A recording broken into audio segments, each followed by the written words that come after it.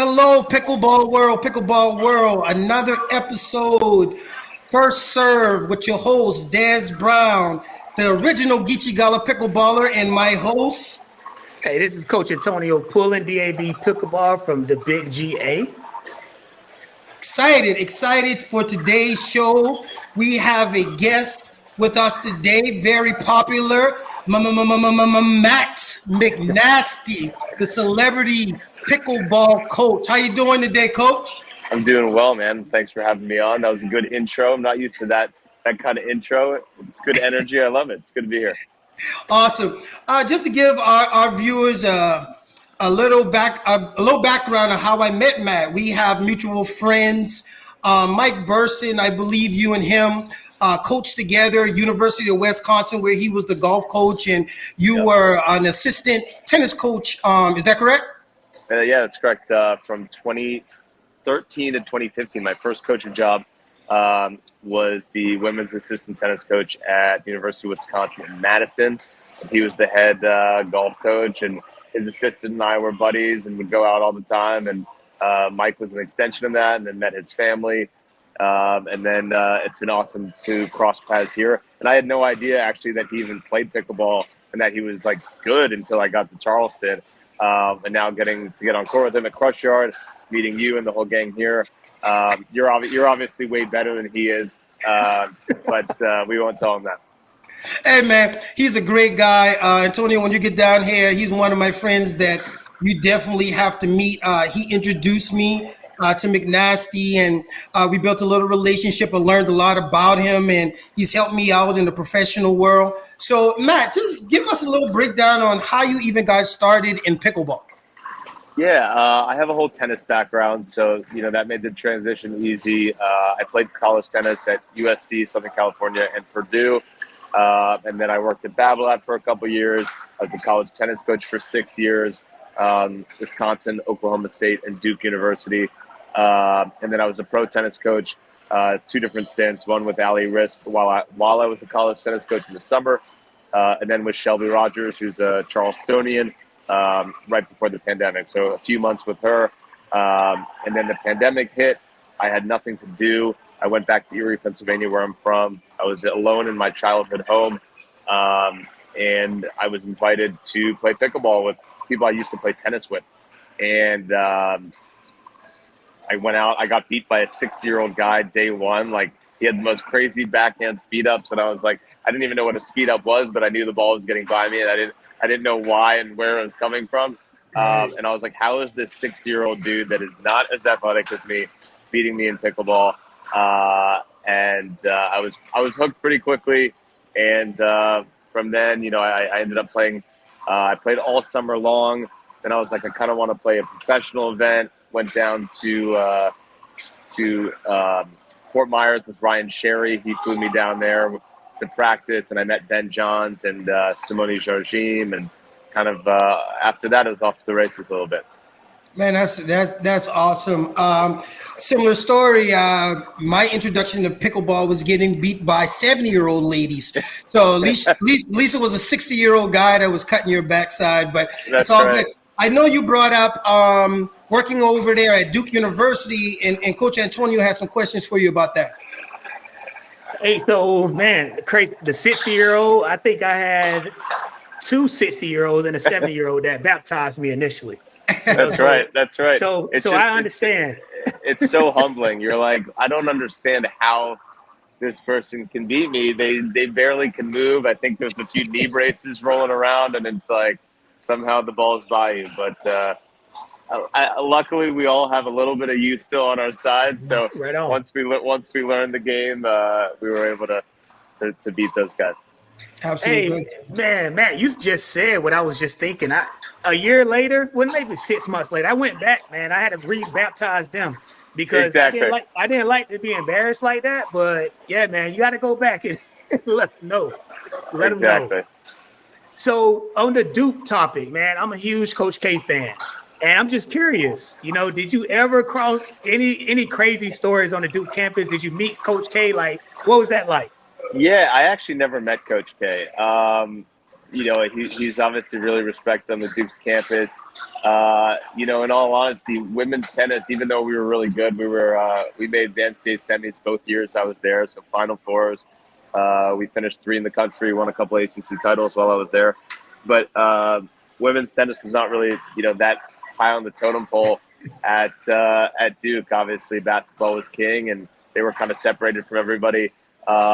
We did get we had a nice chat with Jay Billis. He came to talk to our team, and that was really cool in Cameron Indoor before one of the big games, before the Zion shoe game. I don't know if you remember that game. Yeah. So they came to talk to the team. It was just our team, some 8 girls, and then the 3 coaches on staff, and it was a unique experience hearing about kind of his path from college as a college player to a pro player to commentary and his business dealings and all of that. So that was exciting and motivational. I got tickets that night after that speech. One of our donors messaged me. He goes, "Hey, do you want to go to the game?" And I was like, "Hell yeah, I'm down." Sure. So I walk into the game. The first celebrity that I saw pretty close up to was Barack Obama. He was at that game that night, and I was like, okay, this game's different. I remember people saying tickets were $6,000 a piece. It was wild for a college game. And then obviously all the air came out of Cameron Indoor once that shoe went out and Zion was kind of carted off the court. But Duke's a special place. Obviously, I had a great time. I'm glad it was on my resume. The girls were great, and we had a lot of success. But my college coaching tennis days are behind me. I'm really happy that I had them and appreciative of them, but very excited that I'm in the pickleball world. And this new community, honestly, is unlike any other. Very welcoming and example of that is being on this podcast. I just met Des a couple weeks ago and a month or so ago, and we've already developed a friendship because pickleball, that's what it does. Absolutely. I'm going to go back a little bit about your experience in Cameron. So my wife gifted me, I was a huge Duke fan. And I think the same year when they had Zion and RJ Barrett, my wife gifted me some tickets and I was able to see them play Notre Dame in Cameron. Okay. So Amazing. The biggest takeaway I have from that experience is every shot from the time the game starts till it finishes, it's like a game-winning basket. They celebrated every single made basket like it was a game winner. How was your experience, the game that you went to? Yeah, I went to a bunch of games there. My opening experience, or thought when going to Cameron Indoor after seeing it on TV and hearing about the Duke experience, was that just so small. That's not a big stadium. It's old. To be honest, I enjoyed going to, when I was at Wisconsin, going to I think it was the Kohl Center or something. That was big. It was new. It was shiny. Yes, there's so much character in Cameron Indoor, and that's why it's special. But it's an old stadium. It's tiny. But yeah, the student section's unlike on any other. They go insane after every single basket. So for a bunch of almost Ivy League nerds, they do a pretty good job. Yeah, those boys turn up for sure. They definitely turn up. I remember after me and you met and we were sitting down talking and you was just telling me a little about your schedule and the things that you have coming up in the next week, 2 weeks, month. But prior to having that conversation, I thought I was extremely busy, right? I thought I was a busy person. I don't have time to do this. I don't have time to do that. And then I took last year off from competitive pickleball. And playing with you that day was the first time in a year that I played with someone that is at that level. So my question to you is, coming from the instructor world, how do you balance being an instructor, but also keeping your personal game at a professional level? Yeah, that's a great question. I think I focused a lot early on. First of all, I'm not that far removed, I guess, from playing a decent amount professionally. I played MLP earlier in the year. Last year, I played a fair amount of events, not too many. I was really only starting the professional pickleball stuff in 2021. Quickly went away more to the media business side.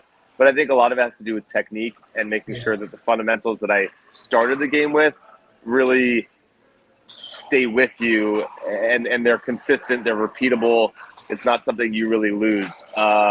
Maybe the hand speed, if I'm not playing enough, or knowing the tendencies of the players that I'm playing against, that's something you lose. If I'm going to go and play pros this weekend, if I don't know what they can and can't do, where they're going to speed up from, I'm going to be behind. You really have to see that week in, week out on the tour to know what people are coming at you with. In terms of physically, it's not easy when I'm in Charleston and there's phenomenal food and we have 36 beers on tap here and everyone wants to go out every night. I've definitely put on a few pounds. But, when you're on the road, it's trying to find that routine. Can you get to the gym? Can you find 30 minutes to do whatever? When I coach, though, I like to hit in. I like to make it physical. I like to make it fun. I want to be the coach that plays as well. So just trying to do what I can, chug a bottle of water every night, chug a bottle of water every morning, stay fit and have fun. When you're not doing business, when you're not all over the country with these business deals, when you're not teaching and working with celebrities and all the clients that you have all across America, what does that routine look like for you? What does getting out there and working on your craft look like to you?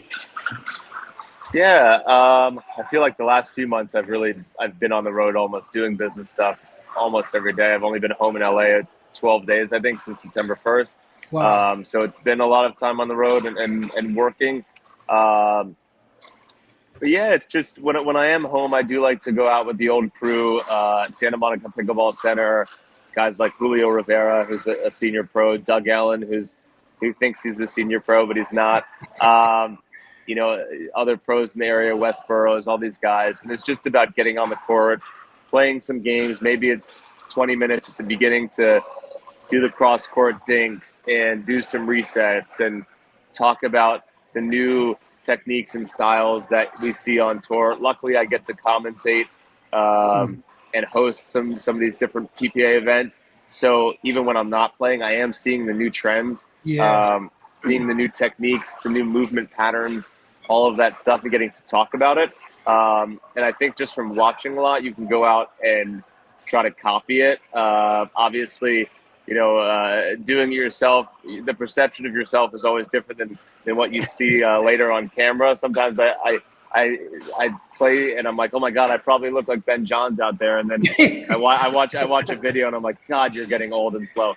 So it's not quite the same, but yeah, it's just doing little things here and there to stay on form.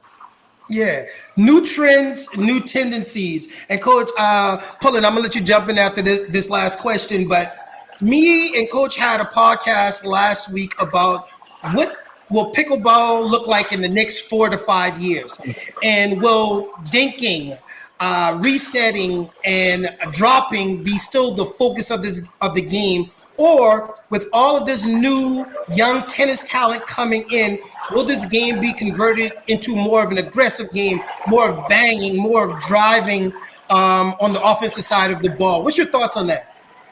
Yeah, I mean the game ebbs and flows between power and then back to the soft game and then back to increasing the speed ups. Like as technology gets better, you're having people obviously test that and be more aggressive.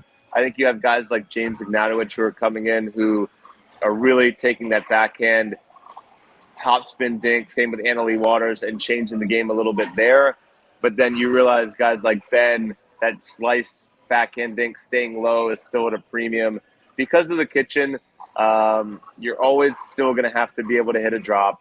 You're still going to have to learn how to slow it down.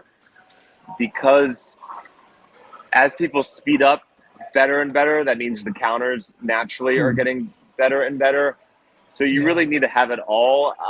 To say that it's going to turn into a pure speed game and crash game, I think is not really seeing what's going to happen in the game.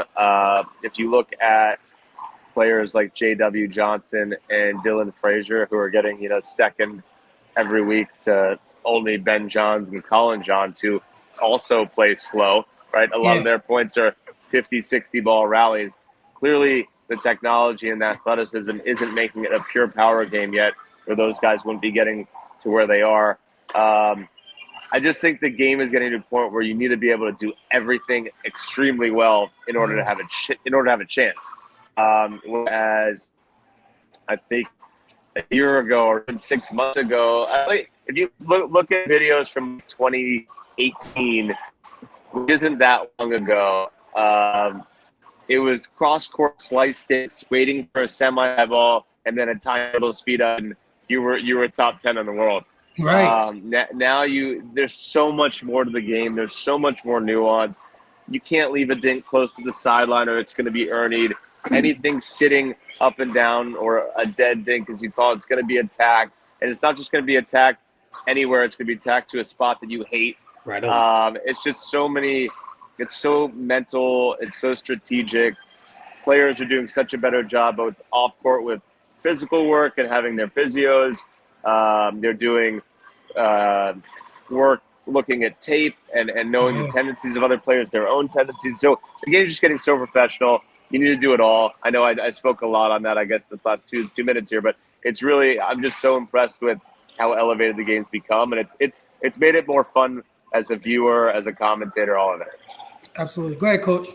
Hey, so man, you said a ton that I want to speak on, but I know we don't have that much time. So let me start with this.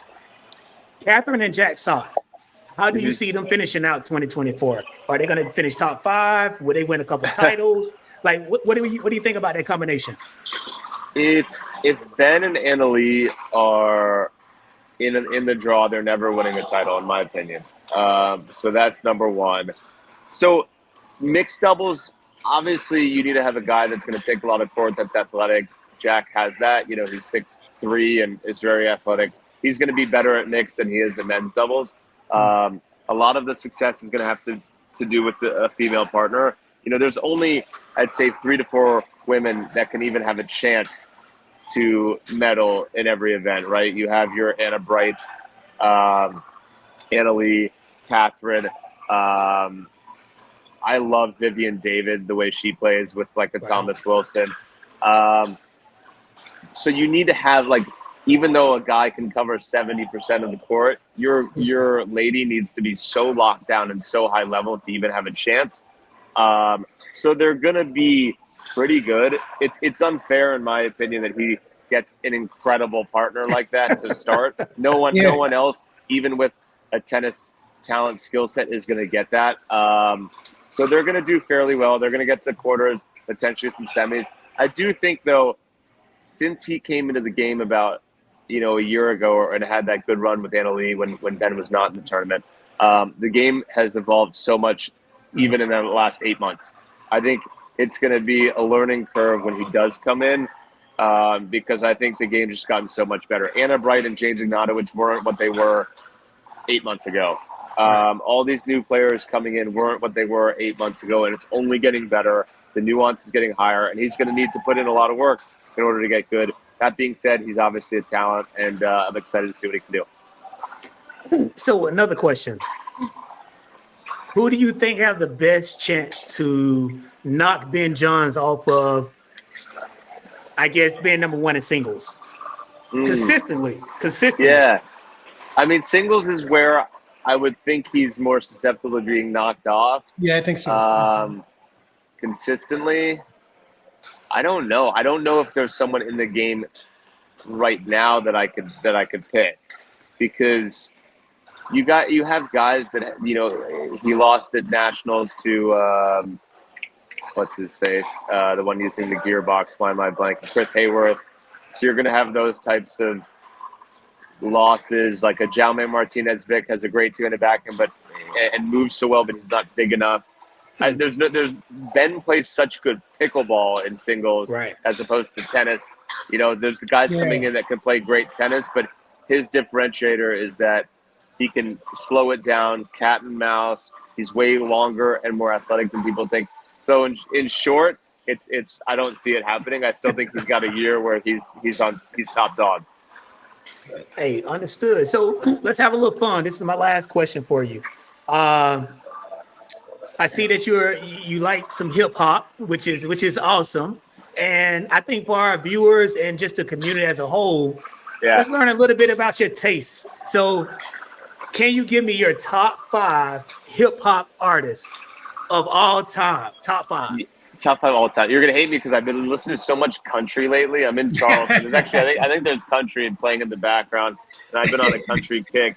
I mean, I remember one of the first, like when I was 12 years old, like my first kind of like was Biggie, like Biggie, Biggie, Biggie. Can't you see? Sometimes your words just hypnotize me. You know, so that was like when I was 12.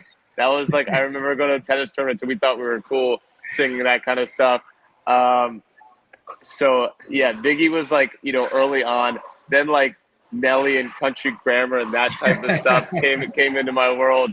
I mean, even like, you know, it was funny. I like introduced to kind of the hip hop music and culture back then was like even like Sir Mix-a-Lot was like I remember all this stuff when I was like a kid, you know, like getting into that stuff. Obviously, like Lil Wayne and all these other artists. Wheezy. After that, I love Wheezy. Wheezy was huge. You know, Eminem was great. I went, you know, 8 Mile. I could, you know, quote every song and rap battle there. I'm so bad with like knowing artist names. I kind of just like listen to the radio and listen to music. But yeah, a top 5. I don't even want to give it because I know I'm going to get roasted for it. So, yeah, the music. I mean, whatever anyone listens to, I'm down for as long as it makes me move and nod my head. You know. Yeah, that's good stuff. Appreciate that, brother. Yeah. I'm while we're on this topic and we on the urban field for a little second. I do have a question for you. You're here sitting with 2 African American men in the pickleball world, which we all know is just not many of us out here, right? Yeah. Both business owners, both trying to expand our brands. But one thing that is priority for me and Coach Antonio is figuring out how to attract more minorities to the game of pickleball. From an outsider looking in, from a person that's built a brand, from a person that has built a lot in the pickleball world in such a short amount of time. When you think about pickleball becoming more inclusive and getting more minorities into this game, what advice could you bring to us in making that happen, bringing more minorities into the game of pickleball? Yeah, I mean, I think pickleball as a whole is an inclusive sport, which is why I think it's growing so quickly. I think, you know, the barrier to entries are less in terms of a physical standpoint and a monetary standpoint. You know, you see the game growing in public parks. You know, it's not growing at fancy country clubs that are gated. Obviously, it's growing there as well. It's growing everywhere, which is great. But I think it is really inviting, and in terms of influential figures that are playing, you have Jamie Foxx out there playing all the time, who has his own paddle brand. You have Marcellus Wiley, who now, you know, I know you're talking to now, who's trying to get pickleball as a major part of his charity project Transition. Players like Jewel Lloyd in the WNBA, who's doing a ton in pickleball and wants to play professionally. I think on the pro scene, obviously, it would be great to have a lot more representation there. I mean, we don't have a ton of representation in tennis there either. Except, you know, Francis Tiafoe, Chris Eubanks. You know, that's, you know, obviously Serena Venus, Coco Gauff. You know, you can go down the list in tennis. But I think because the court is so easy to build, you know, you could tape it anywhere. You could bring a temporary net anywhere. I just think it's on, you know, the powers that be, USAPA, people like all of us, to go into the communities, tape courts down, say, hey, you know, we're doing not demo days, but kind of little clinics just to reach the community, underserved, whatever, to introduce this sport, because everyone that tries it has a blast. It takes way less time to learn than tennis, and I just think it takes effort. The easy, shiny thing is to chase pro tour, to chase big things, but it takes effort to get into the community and spread the sport that we all love. True. So let me ask you this. Well, the nugget that you just dropped that I caught was when I was. Okay, I'm sorry. Go ahead, Coach. No. My apologies, brother. Go ahead. Finish it off. Oh, so the nugget that I got from him was exactly that pickleball doesn't have to be an expensive sport. Tennis, golf, sports like that didn't make it to my community as a kid because they were expensive sports. Had to go to country clubs, had to go to these private centers. But just like he said, pickleball is a sport that we can set up in a parking lot, which makes it much easier to make it to these underserved communities and reach these kids and adults and just introduce them to the game. And that's exactly what I'm doing. And I know he's doing the same. So go ahead, Coach. Sure. So what piece of advice would you give any college age or high school or middle school age kid about the game of pickleball? Like what lies ahead for them? Because we can see it. I'm quite sure you can see it. But like, sometimes they can't hear our voice or they don't care to hear our voice. But we got McNasty here. Maybe you could give them some gems that can help them in the future, you know? Yeah, I mean, in terms of advice to get better or to try the sport in general? All the above, whatever gems you got for them, brother. Right now. I think so. When people think of pickleball, first of all, the name is ridiculous. So if we had a better name, in 1965, I think we may be further ahead. But here we are with pickleball, so we're stuck with it. But now we've reached a critical mass in terms of people knowing what the sport is. I don't think you go to most people and they have no clue what it is. I think they've maybe heard of it by now. But I think knowing the numbers and knowing the facts of like, look, there's 30-something million people that picked up a paddle last year. LeBron James owns a team. Drew Brees owns a pickleball team. Like, there's cool people that you can look up to in whatever type of thing that you look up to that are involved in this sport. A couple years ago, the average age was in the high 50s or 60s that are playing the game. Now it's in the 30s. So it's a game that's getting younger. It's fun. It's social. You can get out there and actually, you can have a date night with your girl or with your guy or whoever you are, right? And have a really fun time. Anyone can get into and play. And my advice is, look, it's not tennis. You don't have to necessarily learn this amazing technique on night one. My advice is to get out there and have a blast. Learn how to make contact with the ball, sweat a little bit, use pickleball to continue to make healthy life choices. And once you're addicted and having fun, okay, then you can call the three of us and get technical advice so we can get on the court and help you. But you don't need that right away, and I wouldn't want that from people right away.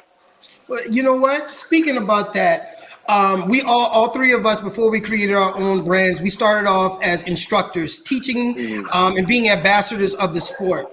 I have 15 instructors working under me right now, about to hire 10 more. If there's any advice for people that are getting into becoming teachers, instructors, and just working with beginners and intermediate players, what advice do you have for new instructors getting into this pickleball world? I think a lot of people have to realize that people coming in, first of all, you want to get them hooked right away. So make it fun for them the first week, first month they come out to you. Have them just enjoy playing the game. Make sure they eventually, after that first week, can score it so they can play with their friends.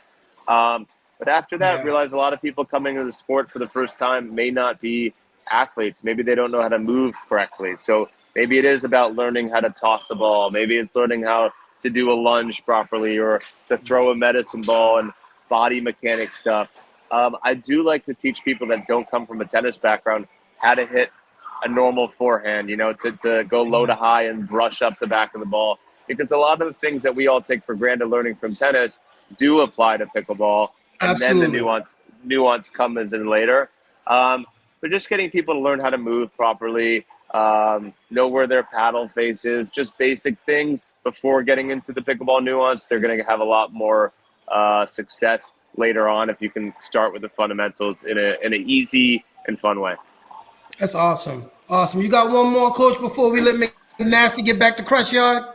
Hey, this is your time to shine, Manasse. If you got anything you want to say, any question, anybody you want to give a shout out to, man, we just honored that you shared this time with us, to be quite honest, man. So No, I'm excited to be here. I've really enjoyed my time in Charleston, meeting everybody. I'm glad to be an ambassador for the sport, to grow the sport, and I hope we can get on court. I mean, I know I've been on the court with Des already, so I need to get on court with you soon, and we'll get Burson as the fourth and crush it. Yeah. hey, let's get it. I'm with it. I'm gonna get Antonio down here so we can get together. I don't admit nothing publicly, but Coach Antonio, when McNasty was down here, I did not win. So I do have to. Anybody that knows me, they know how hard that is for me to admit that. But we had some really good games. I learned a lot from him. More importantly, bro, I really appreciate you taking the time out, talking to us, sharing just a little bit about pickleball to our pickleball community, to our viewers. You didn't have to do it. So respectfully, we really do appreciate it. We promise you, as two pickleball business owners, we'll continue to spread this game and do everything that we can do to make this one of the best sports in the world. So again, thank you again for showing me some love. When I get back on the court with you, give me a year, get my stuff back together. Dude, you hit a Ernie the other day, or you might have done a Burt, and this guy got like 4 feet in the air. It actually was very impressive for an old guy with gray in the beard to do what he did and actually clear that outside kitchen. So I was impressed. I didn't know he did them still, but the guy still has some athleticism left. So don't count Des out quite yet. Not quite yet, man. I appreciate you. Hey, thank y'all again for joining us. This is another episode of First Serve. Again, your host, Des Brown, the original Geechee Gullah Pickleballer, here with Matt McNasty and my co-host. Hey, it's Coach Antonio, man. It's been a pleasure like always. Y'all have a blessed one. We out, y'all. Yep. Thank you, guys.